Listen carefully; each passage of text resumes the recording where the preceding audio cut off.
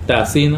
no momento que o Parlamento recebe o pressuposto supletório, nós provamos que de cambio de manejo, que de cambio de finanças, de presupuesto que o ministro está fazendo, e também com o projeto com a vista, com o executar está canando.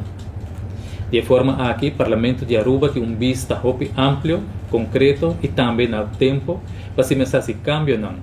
por entregar ajuste e por informar o ministro de isso aqui. E a la vez, o ministro também está informar o Parlamento de que o cambio que a não está fazendo dentro do Ministério, dentro do manejo e dentro do pressuposto.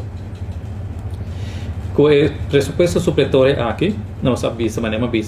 nós provamos todo o cambio do pressuposto do Ministério, todo o cambio de manejo do Ministério, e também nós provamos todo o último a base esse pressuposto supletório aqui está encerrado em toda a informação e dados atual da realidade de nosso país Aruba, tanto de economia e finanças. De forma aqui, o Parlamento de Aruba